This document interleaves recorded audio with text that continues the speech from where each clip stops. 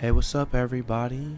Welcome to another episode of Geek Master. As usual, I am your host, Cassius Samuels, and I figured with the Darkseid war in full swing that I would take a moment out of the day to basically fill you in on everything you need to know about Darkseid, Hell Incarnate himself. So, jumping right in, Darkseid's character was created by the legendary writer and artist, King of Comics, Jack Kirby. And he first appears in Superman's pal Jimmy Olsen issue number 134, published in November of 1970. As most comic book fans are probably undoubtedly aware, Darkseid is the tyrannical, evil ruler of the planet Apocalypse, and his ultimate goal is to basically conquer the universe. He is also a member of a race of beings referred to as New Gods. The New Gods are natives of the two twin planets, New Genesis and Apocalypse. New Genesis is an idyllic planet filled with unspoiled forests, mountains, and rivers, and it's ruled by the benevolent High Father, while Apocalypse, in a polar opposite, is quite nightmarish in the form of a ruined dystopia that's filled with machinery and fiery pits that is ruled by the dictator Darkseid. In the pre-52 continuity, the two planets were once part of the same world, a planet called Yorgrund.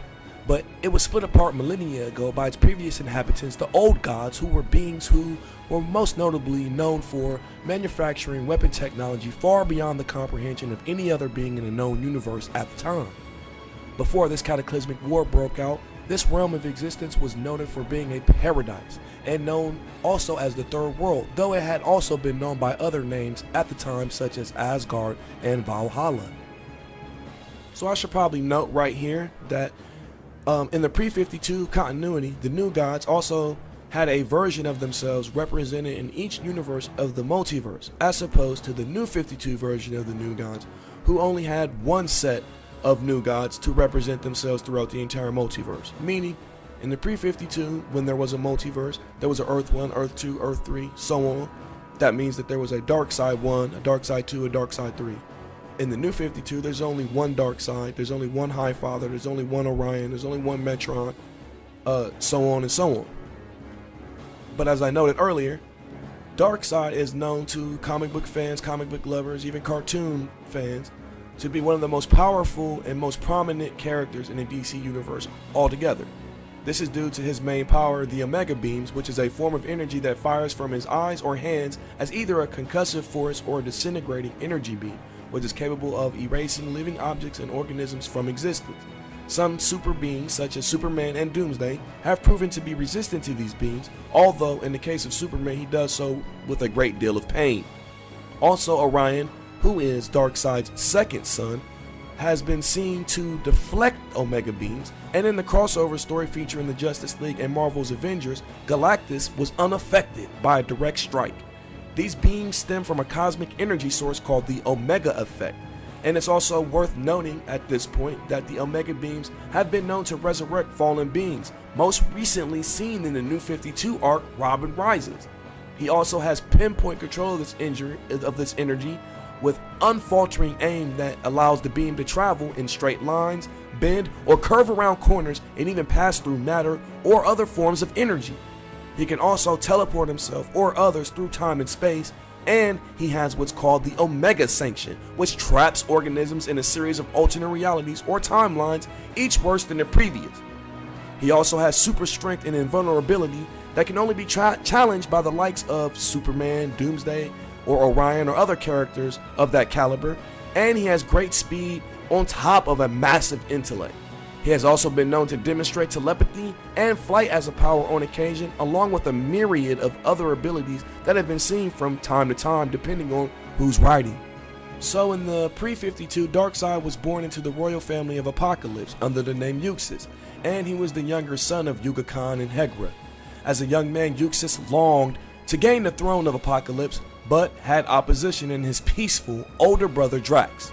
So Euxis plotted his whole life to supplant his brother and eventually his mother, since his father had been long lost in the Source Wall, so he could seize power for himself. During this time, Euxis traveled to New Genesis and met a young man, peaceful and innocent in nature. Seeing potential in him, Euxis released his pet bird, then told the boy that his pet cat had eaten it. convincing him to avenge his pet by burying the cat alive. However, when the bird returned and the cat was already dead, the boy strangled the bird in rage.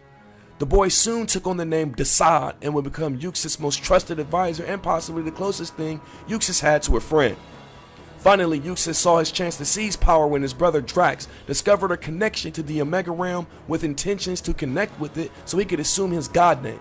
But Uxas wasn't having any of that. He interrupted the process, took the power for himself, and supposedly killed his brother Drax in the process. When he emerged with the Omega Force seized for himself, he took the name Darkseid as his god name, and his mother Hegra was quite pleased with his ruthlessness, since she long detested his older brother Drax's pacifism. At some point, Darkseid meets and falls in love with an apocalyptic scientist and has his first son named Kalibak. After the death of Kalibak's mother, Darkseid is forced by his mother Hegra to marry a woman named Tigra, who bore him his second son Orion, who was subsequently traded for scot-free in a treaty of sorts with New Genesis, in a deal that was supposed to end their millennial-long conflict. Scot-free would eventually grow up to become Mr. Miracle. This, of course, turned out to be a setback for Darkseid, since his biological son ended up growing up to value and defend the ideals of New Genesis in opposition to his father, which coincided with a prophecy foretelling that Darkseid would meet his final defeat at the hands of his son in a cataclysmic battle that would one day determine the fate of the New Gods. By now, everyone knows, as I mentioned earlier, that Darkseid's ultimate goal is to conquer the universe by eliminating all free will from the universe and reshaping it in his own image. To this end, he sought to unravel the mysterious anti-life equation, which gives its user complete control over the thoughts and emotions of all living beings in the universe. This has caused him to clash with many superheroes of the DC universe, most notably the Kryptonian Superman, as they built a relationship throughout the years that was extremely antagonistic. After his initial appearance in 1970, Darkseid is pretty much inactive in the main DC universe for a while, only popping up here and there, mostly in titles or series like The Fourth World or The New Gods, until 1982 when the Great Darkness Saga was published.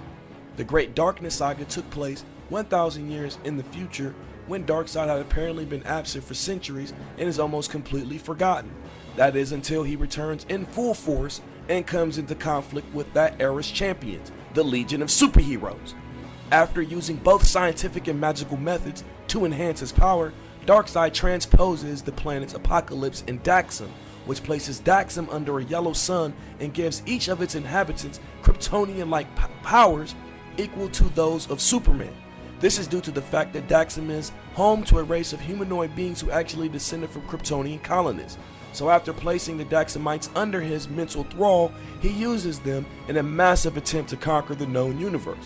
However, as usual, he is eventually defeated by the Legion and many of its allies. After that, Darkseid again drops into the background of the DCU comics, popping up here and there. At one point he tries to invade Themyscira in order to discover the secret location of the Olympian gods so that he can steal their power, and in the process he kills half of the island's Amazon population, only to be stopped when Wonder Woman infuses a part of her soul with him to kind of send him in retreat. He also later made a cameo appearance during the Justice League crossover event with the Marvel's Avengers, which he was shown in possession of the Infinity Gauntlet. But after finding out that the gauntlet was useless outside of its home universe, he casually discarded it. Despite being obsessive with his goal of conquering the universe, which puts him at odds with the heroes of the DCU, Darkseid is not above allying with his enemies against a common enemy. During the first crisis, Darkseid was convinced to aid Kal-El, Superboy Prime, and Alexander Luthor Jr. in defeating the Anti-Monitor, though it was questionable if he remembers this incident after it took place.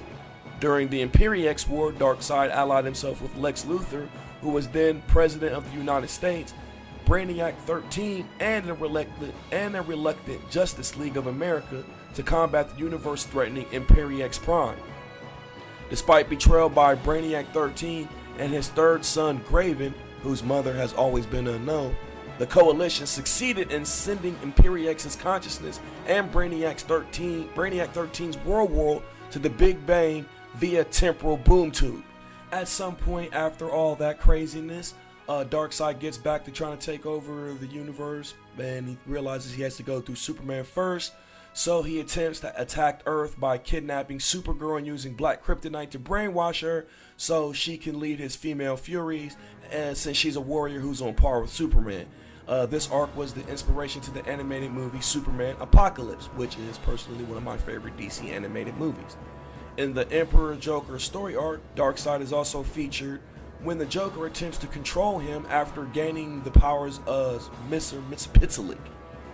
But outside those isolated stories, Darkseid is basically only seen sporadically in the DCU until Grant Morrison's 2005 run on a Mr. Miracle limited series, which reveals that Darkseid is coming back to the forefront of threats in the DCU as he finally discovers the anti-life equation, which he immediately wants to use to destroy the fourth world with a merciless alacrity. This leads to the New Gods fleeing to Earth, where they hide in disguise as a group of homeless people. Metron is in a wheelchair, the Black Racer is an old white man who's also confined to a wheelchair, Darkseid was an evil psychiatrist, Granny Goodness was a pimp or madam for the female Fury, so on and so on. Eventually there is a final showdown between Darkseid and his son Orion as prophesized, at which time Darkseid is ultimately defeated when Orion rips his heart out of his chest. But Darkseid is somehow able to cheat death, and his life essence somehow endures this traumatic event by falling backward through time, where he is reborn as Boss Darkseid, and where he is aided by his resurrected minions and the supervillain Libra. From here, Darkseid, in human form, began to appear in a number of titles as the run-up to Grant Morrison's Final Crisis event kicked into full swing. Without going into all the confusing details of the event, basically as Final Crisis opens, Darkseid has begun to take over Earth and corrupt the multiverse with the aid of his herald Libra, a reborn supervillain and antichrist-like figure who soon converts much of the secret society of supervillains to his cause with the aid of the Crime Bible and the Holy Lands. Darkseid is also joined by the souls of his fellow evil New Gods, who, like Darkseid, now possess either modified human bodies or the bodies of other superpowered beings such as Mary Marvel. While all this is going on, Darkseid also arranges for Detective Dan Turpin to be lured into the Darkseid Club, where Turpin is turned into Darkseid's final host as the bar's Darkseid body has begun to mummify due to Darkseid's foul astral presence. With his legion of followers and allies aiding him as he undergoes his latest rebirth, Darkseid successfully conquers the Earth while unleashing the anti-life equation on the mankind. However, the rebirthing process is still far from complete, as Dan Turpin's mind and soul still remain in firm control over his body. Eventually, Dan Turpin loses this battle as Darkseid wins total control over the body and assumes his normal form with the armor and the rocky face appearance. It's at this point that Batman escapes from captivity and shoots Darkseid with the same radion bullet that killed Orion, while Darkseid simultaneously hits Batman with the Omega Sanction, sending him back in time, and then infecting Batman with Omega energy that will cause him to jump forward in time, with disastrous results when he reaches the present. Darkseid is mortally wounded by the radion bullet, but not before his Omega Sanction teleports Batman into prehistoric times. Remains believed to be Batman are later revealed to be the last of the many Batman clothes that Darkseid created in the facility are found by Superman, who confronts Darkseid. As Darkseid mocks his old enemy for failing to defend Earth, it emerges that Darkseid's fall through the multiverse created a doomsday singularity that threatened all of existence. When Superman attempts to physically assault him, Darkseid reveals that he now exists in the bodies of all those who fell to the power of the anti-life equation, and that killing Darkseid will kill humanity. Darkseid then reloads the gun that was used to shoot him and shoots it backward in time to kill Orion, a move that Superman deems to be suicide due to the paradoxical nature of his actions, meaning that the bullet used to kill Orion will ultimately lead to be the bullet that kills him when fired by Batman, and resulting in his ultimate death. Before Darkseid can use the Omega effect to kill Superman, Barry Allen and Wally West lead the Black Racer right back to Darkseid and make contact with him, which frees Turpin from Darkseid's control.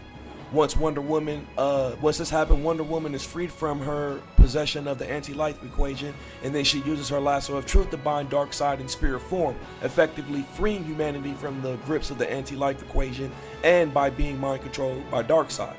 In his final effort, Darkseid's disembodied essence appears and tries to seize control of the miracle machine that Superman creates based on his knowledge that he gained from Brainiac in the future. However, Superman uses counter vibrations to destroy him.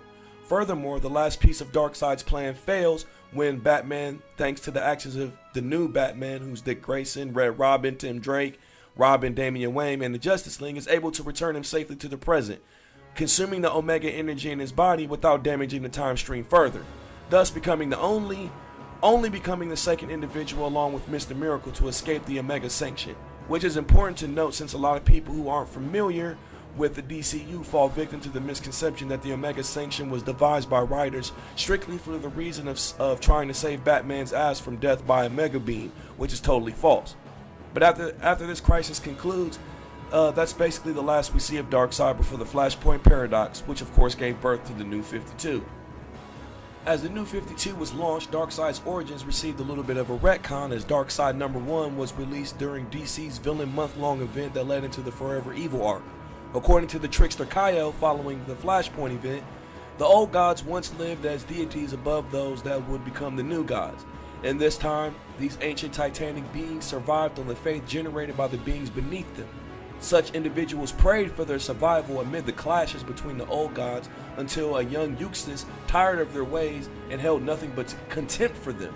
So he traveled up their mountain while they slept and tricked them all into fighting each other in one final battle. As they were all fighting each other to the point of eradication, Eustace was able to acquire a scythe-like weapon that sapped the energy of these godly beings and slayed each one of them so he could use their combined power to turn himself into the being known as Darkseid. This ultimately led to the destruction of his world, which divided it into the two separate worlds of New Genesis and Apocalypse, similar to the pre-52 universe.